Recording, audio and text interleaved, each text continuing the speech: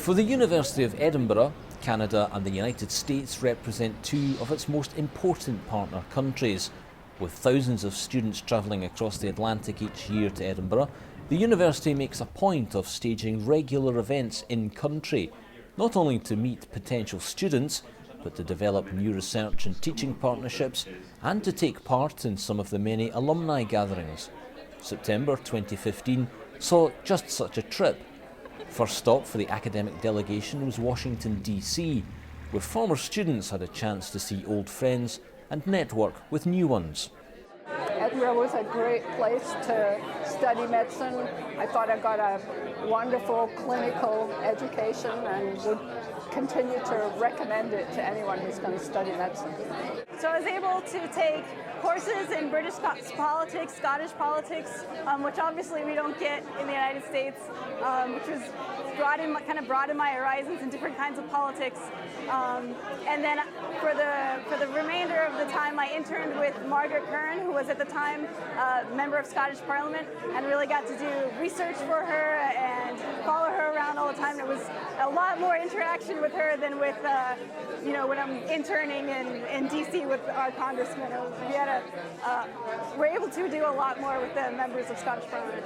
So we moved here in 1995, so I've been here for 20 years and had been very lucky to have great employment over here, which I totally credit to the university and the rigour of the programme that I did.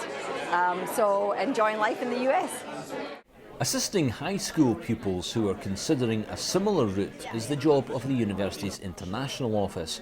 It dispatches advisors all over the world to provide information and guidance to those contemplating an application to Edinburgh, such as these pupils at Washington International School.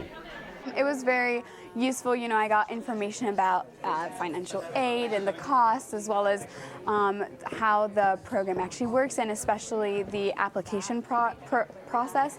That was really helpful for me, especially since I'm applying also to American schools and it's completely different.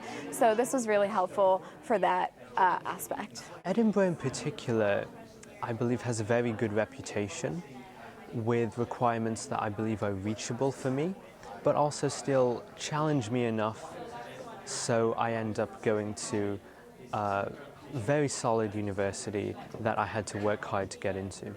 If I was lucky enough to be accepted to Edinburgh, it would be perhaps the happiest moment of my life. This means so much to me. I cannot even describe it with words. This is my ultimate goal in life, to be accepted into Edinburgh. Next stop on this trip was northwards to the capital of Ontario and to the University of Toronto, a prestigious institution with strong historical ties to Edinburgh. Academic research partnerships are a vital part of this relationship, involving a wide range of topics. Equally important are the student exchange programs that the two universities are fostering. We certainly do see many more students want to have some form of international experience as part of their time at university, and they also want to explore different types of experiences. Their traditional model was a study abroad semester or term or even a year. Students want to explore models where they might go away for short bursts of time. They might experience a number of settings over a few weeks or a month, as opposed to just going to one place. So again, building the collaborations and building a broader range of options for our students to pursue is important. Whether in big data, sport or the humanities, Edinburgh's shared interests with Toronto are varied and extensive. In health, Edinburgh's Global Academy approach, which brings together experts from a wide range of disciplines, has delivered in Ethiopia, where a collaboration is tackling chronic shortages in mental health care. We started from the University of Toronto because there are very few psychiatrists in Ethiopia. When we started our collaboration, there were 5 psychiatrists for the entire country. So working with the medical school at Addis Ababa, we now have trained psychiatrists. So there are about 50 with another cohort coming through this year.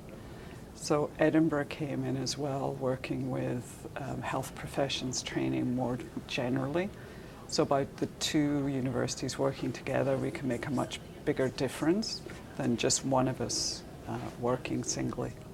The final event for this North American visit was to New York City, where, amongst other things, alumni again had the chance to gather and hear from university staff, including Senior Vice Principal Professor Charlie Jeffrey. Your view of everything you learn is so well-rounded because you're always talking about it with people who see it completely differently to yourself. And I think that's something that's really unique about being in a university that's so large, but that's in a city that's so dedicated to always have something international on, whether it's the Germanic Christmas market or the festival in August. It's always about everybody's view and incorporating the whole world, really. So when I was part of the university, I was part of the Robertson Ness Scholarship, and the university subsidized my trip to go to Brazil and to really experience my dissertation firsthand. So I think that was very helpful. I mean, very few universities can have, an international alumni network this big, abroad. So I think go for it. Yeah.